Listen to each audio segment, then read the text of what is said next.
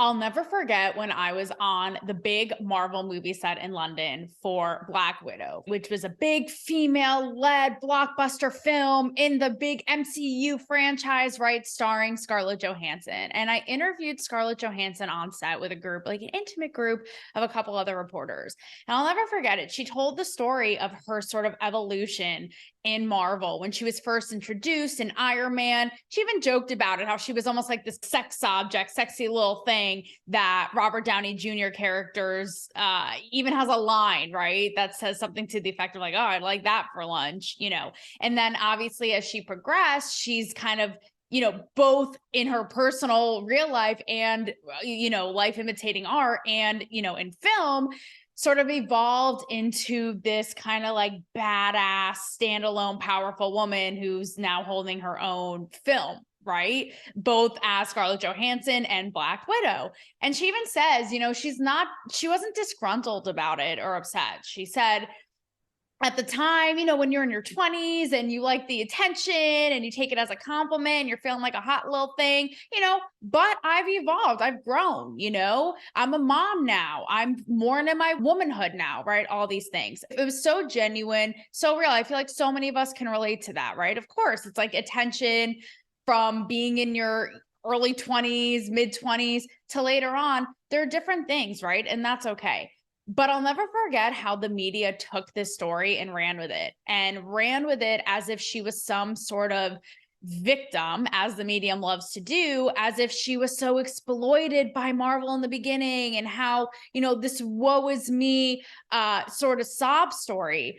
And I'm thinking to myself, I was there, like I was living, breathing in action with ScarJo, and she didn't say that. And that's not how it went down.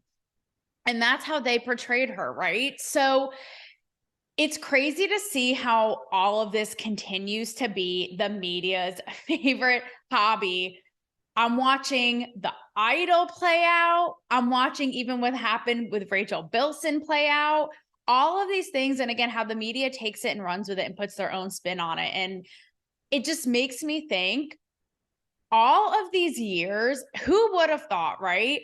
The feminists way back when and the playboys of it all who were fighting so hard for women to be free and empowered and sexually in their own and making decisions, right? And all these things, only now to be told, right, by those very people like progressives, mainstream media, liberals, even feminists, that women now need to almost go back in your little corner, go back into your box. You're being exploited. You're a victim, little one, and you need to be saved and you need help, right?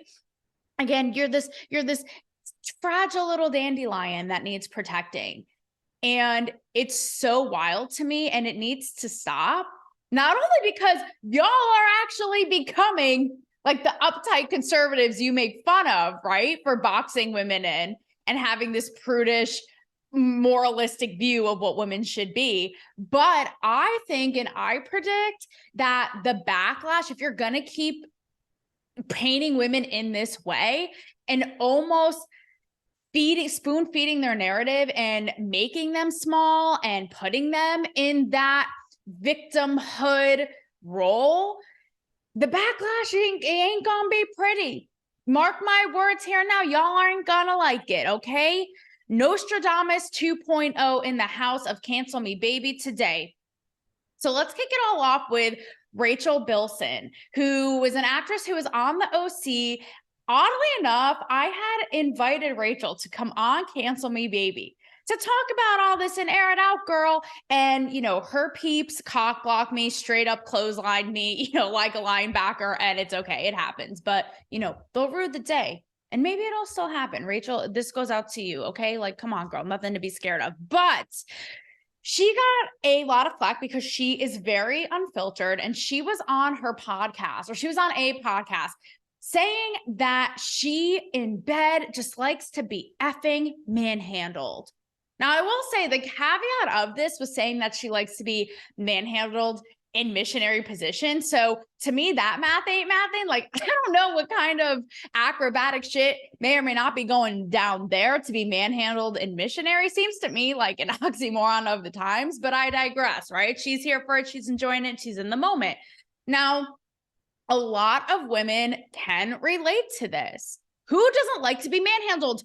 You don't, and you're not allowed to be manhandled, ladies. I'm sorry. You're not allowed to be in that fun, playful, consenting, submissive role because you're just perpetuating toxic masculinity and cis men who call the shots, and you're a victim. Remember? You need to be protected. Remember, you're just being exploited by a male fantasy. It's like, shut the fuck up. Like, get a grip and get up to par with what most people like. Okay, I'm getting to you. This all pertains to all the controversy around Lily-Rose Depp and The Weeknd in The Idol. But oddly enough, in this so-called, quote, progressive time, people have their panties in a wad again about women wanting to be manhandled, women wanting to be submissive. And again, to that I say, get a grip and get a clue about the human race. Thank you and good day.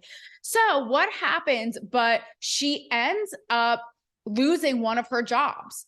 She is open about how for the first time in her long career, she actually lost a job because of saying this publicly. And she goes on, as she should, saying, as a single mom, this is effed up. I'm talking about sex. And for the first time ever, I lose a job that would have been, a good paying job. And look, the debate of whether an A-list actress like Rachel Bilson needs those single mom welfare checks when she's out here bumping and grinding in Hollywood since the OC days, that is up to interpretation, okay? That is up to debate. I'm not talking about that. I'm talking about the fact that we all know, I don't know what company dropped her and I don't know why, but we all know that this is why, right? Celebrities, and I'm going to get to this in the end, celebrities and the everyday folk, right, have become more and more shameless in talking about sex. So I don't think it's because Rachel Bilson is a woman who has talked about sex, and God forbid, because men in the male gaze, we've been hearing about their sexual preferences and fantasies in pop culture for years. I don't think that's what it is. I think it's because of what I said, because of the fact that she happened to say she likes to be manhandled, which who doesn't besides this lovely cancel me baby mug right here, which I'm sure in and of itself loves a good manhandling moment. Because again, it perpetuates the idea of like, no, all women are Me Too victims. So to that, I say, bull to the shit, right? And it's so interesting because I'm seeing the reaction to this, right? And when I made a reference earlier to how people who are like, again, so-called progressive feminists, liberals, if you will, are in turn becoming like conservatives, and in some ways vice versa. I read a piece about this on the conservative outlet Outkick, and instead of being all disgruntled about it one way or the other, again, like they didn't paint her as the Me Too victim, nor did they paint her as like, oh, this slutty, worthless woman talking about sex. That is not a woman's place. You need your Betty Crocker apron today, lady. It was neither of those things. I actually found it kind of refreshing because they had a really kind of funny, irreverent take on the whole thing, right? Being like, this actually sounds too good to be true. Like a woman out here who is uncensored and knows what she wants. And I thought to myself, the roles are reversing. Like the Freaky Friday, Jamie Lee Curtis sequel that you never expected to hit your little screens.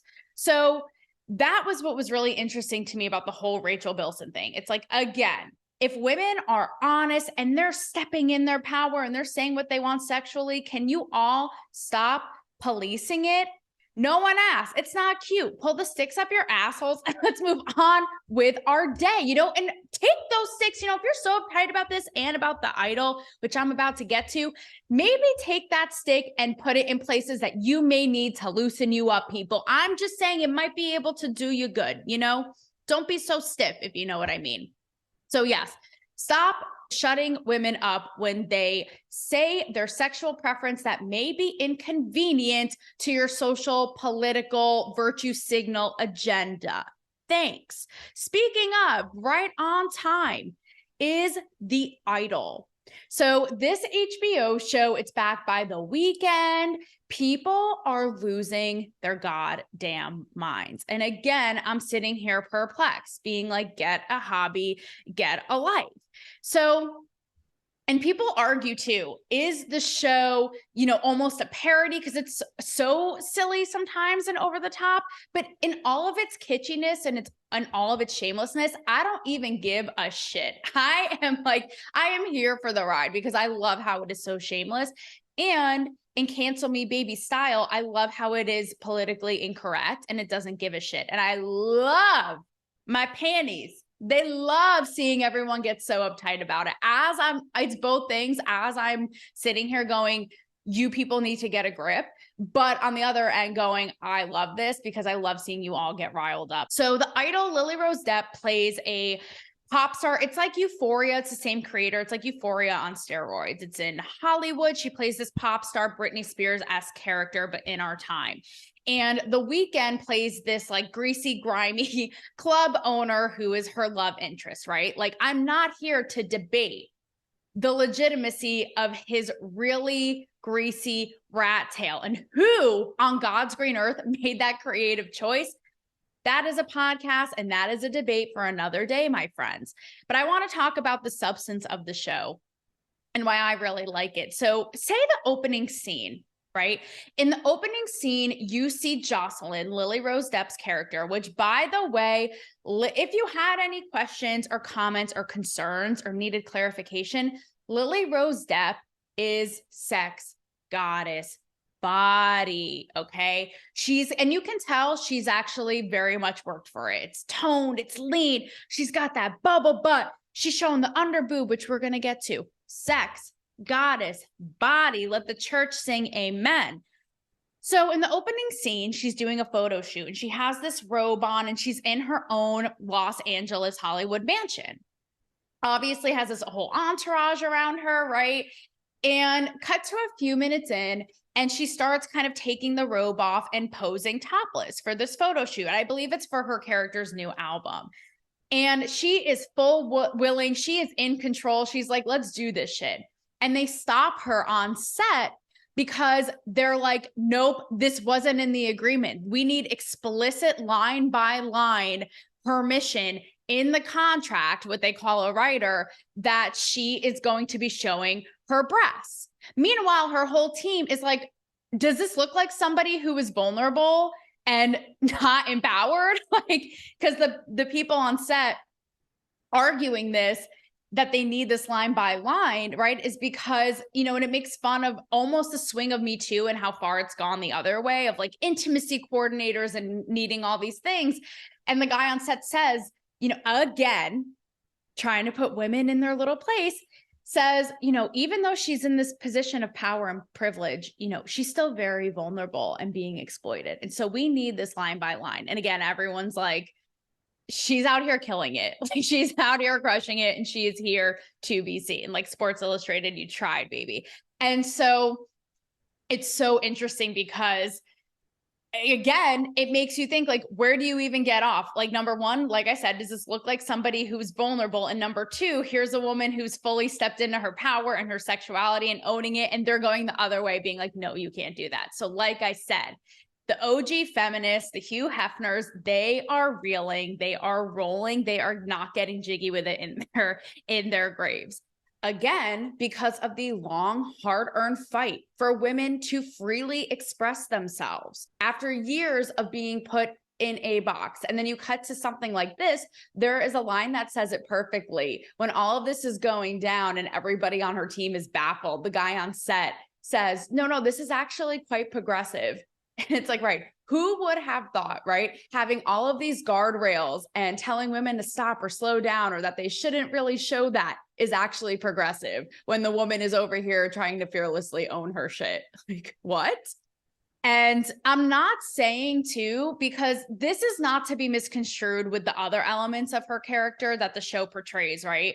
Number one, the fact that women in show business have and can be exploited in real ways, and the hardships of the demands and the pressures. And you see how that takes a toll on her, right? But in this instance, this was not that. So I love how right off the bat, the show calls out this like PC culture gone too far. And again, showing a woman stepped into her power and like the reverse being told like, no, you can't do that. Like who would have thought? But right, they're making fun of it all. So in response to this, of course, because we can't be having that, women are exploited and they're vulnerable at every turn, you guys. Didn't you hear my ScarJo story? So people slammed this as exploitive, grotesque, because it was like made by a cis male man and his perspective, you know, making fun of how PC and crazy it's gone. And I'm not just talking about your run of the mill Twitter troll with a loudmouth. I'm talking about publications you may have heard of, like the New York Times, like Variety, like the Hollywood Reporter.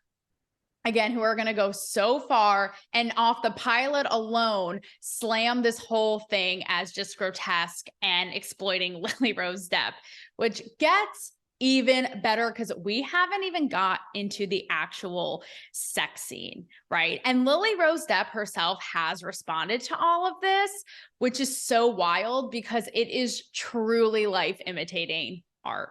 So before that, hey, your climax is coming. Just hold on. You can do this. So I was already on board from the first episode because again, I was like, I love that this is shameless.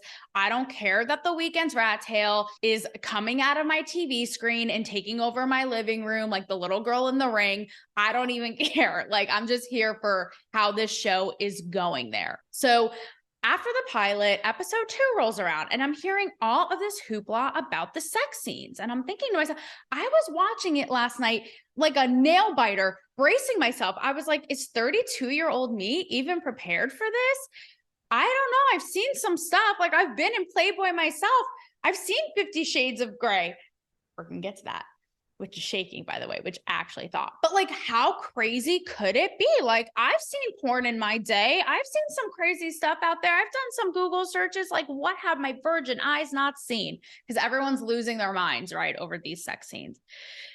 So this is what people were saying before I tell you what they actually entailed. Because again, it's built up. The hype is building up. And you'd be like, what is this, like the Super Bowl that I should or should not be watching? So people said that they lost respect for the Weeknd, rape fantasy for toxic men, hard to watch, gross and ick, and all these things. So what the sex scene entailed, I was like, I paused. I was like, was this it? It was this again. I was bracing myself, sweating under my blanket profusely. I finished. I'm like, this is the whole thing. What did I miss? Meanwhile, I'm like, there has to be something else because they're making it seem like somebody had sex with an animal and while their brother was watching, like they made it seem like something was crazy. Okay. And I pause it and there's only 5 minutes left of the show. So I'm thinking, okay, this must be the big sex scene.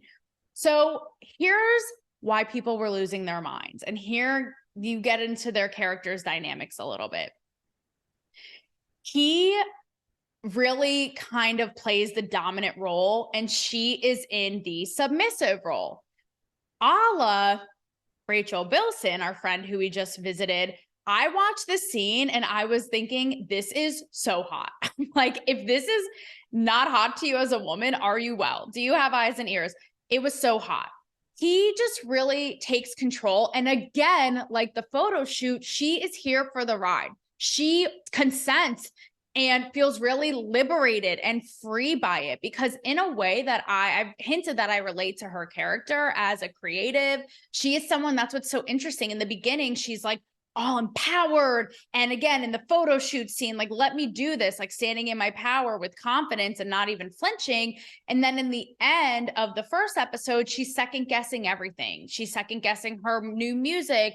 Well, what will people, how will they receive it? Is it stupid? You know, and I can definitely relate to that. And so sex for her with the Weeknd in this show is a way for her to let go of control, right? And to really step into that again in a consensual way, but really have fun and be free and empowered and liberated in that. So we see a little bit of that at the end of the pilot, right? And now in this second episode, in the big sex scene heard around the world, like the rapture, I guess, that Nostradamus actually himself still doesn't give a shit about and didn't predict. He has her go on the bed and he's giving her these demands like, you know, show me your body, spread your ass, like open your mouth. Like, I want to do this. I want to do that, you know? And people say it's so gratuitous. It's this and that. That's not even my point. I don't care if it's gratuitous or not.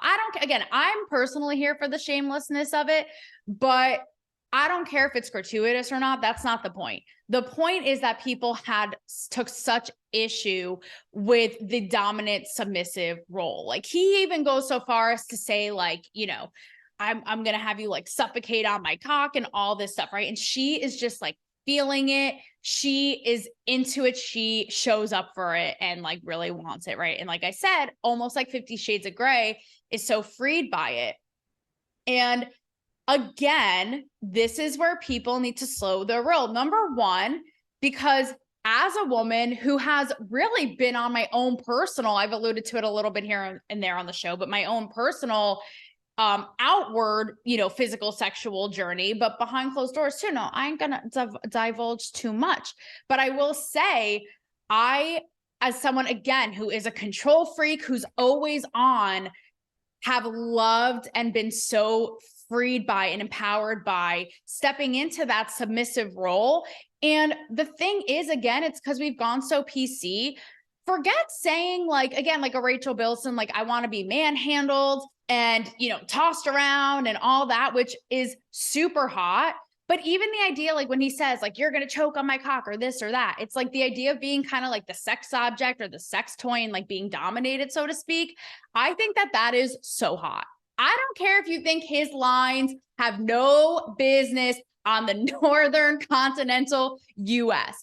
I don't care. Like, if you think they're cheesy, if you think they're, you know, uncalled for, I don't even care. I think I'm talking again about the thing itself, right? And the subject matter. Again, you hear often about so many high profile, important, powerful people who are always on, always making decisions. And those are the same people who will pay good money to walk around on a leash and lick people's toes and get degraded and like actually in some cases eat shit. Okay, not to get too graphic, but I'm saying there's a really sort of, again, freeing thing for people who are always so in control, like I said, and on all the time.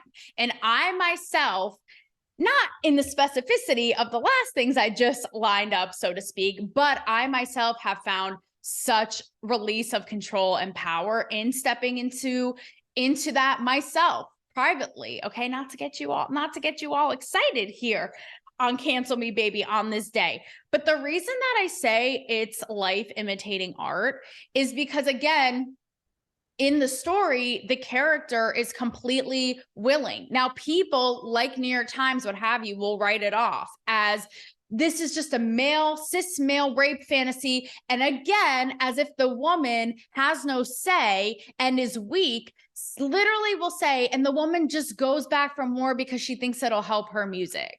It's like, thanks for reducing women and our desires and wants and actual needs. Again, no matter how politically incorrect, no matter how inconvenient to your narrative they may be. And the reason, again, like I say, it's life imitating art, both with the sex scenes and with the opening photo shoot scene, is because Lily-Rose Depp, it's wild because critics, journalists, writers, people on Twitter will say she's just being exploited. I hope she's okay with this, like the characters in the show say to her. Meanwhile, when she's full on willing, Lily-Rose Depp has come out so far as to say, not only is this the best director that I've ever worked with, but he made me feel so seen, so heard, my opinions valued, my input heard.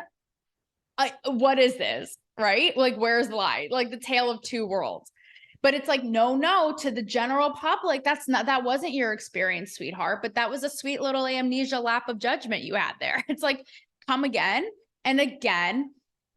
It mirrors, just like the Scarlett Johansson story I told you in the beginning, just like the Rattail Bilson story. Like, stop rewriting our feelings to fit your PC convenient narrative. And it's also so hysterical because if you remember when 50 Shades of Grey came out and it was the splash heard around the world and really a touchstone in pop culture moment, okay, the BDSM community was actually all up in arms because they were like, this shit is softer than your local vanilla wafer cone ice cream. They were like, this is not really, you're not doing us any justice. This is watered down. You're pussyfooting, no pun intended, around it. And this is not actually what it is. They thought that shit may as well be Barney. Like they thought, and now we're actually seeing this a little bit more. And it's too much. You're exploiting women. Women don't want this. Like, someone please make it make sense. So with that, I go on the record to say, I don't know about ladies, tell me if I'm crazy, right? And even when I was vocal about this, I brought it to my story about Rattail, Bilson and all this being like, this shit is hot. So many of you were like, yes, I pledge allegiance to the flag I attend. So I'm not sorry. Okay. I think that this shit is so hot. Even watching that scene, again, I left being like, was this it? And it was super hot. Strong, powerful women can be put in their place and bossed around and submit in the bedroom. And guess what? When they go into their meeting, they have to go perform. They have to run shit and do whatever it is they have to do. They'll be 10 times more powerful because of that. Mark my words. Good night. So my conclusion with all this, again, the hypocrisy, it's just such bullshit. But number one is the obvious. Why are women having to apologize and defend themselves about everything? Rattail Bilson, after her whole thing came out and was like, you know, maybe I would have said it differently, but I would still say it. It's like, say what differently? First of all, again, talk about vanilla. Girl, you're talking about missionary style. Like, let's not get too crazy here, right? The fact that they always have to cover up their tracks and justify themselves. Same thing with Lily-Rose Depp talking about this character and actually how much of a joy and a pleasure, again, the puns are just running rampant today, don't blame me, of that, and being able to dive into that not only as an actress, but also in the psyche of her character, right? And what that means. Now, my bigger issue here is the fact that, again, it's what I talked about earlier, you know, progressives and feminists and liberals will often wag their fingers at conservatives because conservatives still to this day, let's be real, have this very, you know, moralistic, like I said, view of what women should be and put them in that box. Like if women want to be taken seriously, they need to dress modestly. Otherwise it's immoral, right? Like they still have all this prudish shit going on. But the crazy thing is, because of all this, the other side of it, who's pushed up against that all these years, has become another version of that. I don't know if y'all realize this is the fun house that we're actually all living in, okay? You have actually become a different version of that, right? Of like explained today, putting women in the box of needing to be protected. And I would argue the idea of not being sexualized because you're just giving into, yet again, the cis male fantasy, whether it be what you play out in your real life or not, how you dress. You know, you need to be in the big power suit to really stick it to the man. Don't give them their fantasy. So both of these groups of people who are so loud in one way or another are telling women to turn down aspects of their femininity and their sexuality. And here's why I have a problem with this on the whole. If you keep trying to put women in a corner, shut them up, portray them as helpless victims who are vulnerable and exploited, the backlash is going to be massive. You have all this going on, right? And I noticed in real life, we've never seen women showing more. You know, I did my whole episode about celebrity women who are in their 40s, 50s, 60s getting naked on Instagram. But it's more than just that. People are showing more and more of their bodies. Have you noticed the new like pasties trend? It's like, well, it came at the VMAs on steroids. She's like, thank you. Yes, I'm a trailblazer in this way. Like, where's her statue? But now we're seeing even on as high-end fashion on the runway to sportswear to the big micro bikini. Even Lily-Rose Depp in the pilot has an outfit like this. It's like all that we see covered up, it's become normalized, right? Is the nipple basically. You know, we're seeing like side boob, under boob. We're basically everywhere you look, we're seeing the whole boob except nipple. Like it's become, for better or worse, so normalized. When back in the day, like 5 weeks ago, no, but not that long ago, like a little sliver of under boob was a big deal, right? And it's becoming more and more. And the reason that I point this out is because it's what I said before about the backlash being massive. Like, we've established here on Cancel Me Baby that our society and our culture has no chill and has to lash out about everything. And we've seen backlash in other areas of life and how they've had massive repercussions. So for example, we've seen the backlash of thought control, like woke police controlling everything we say. What's the backlash? Someone like a Ron DeSantis now doing a sweep of book burning. How about the body positivity? Same thing.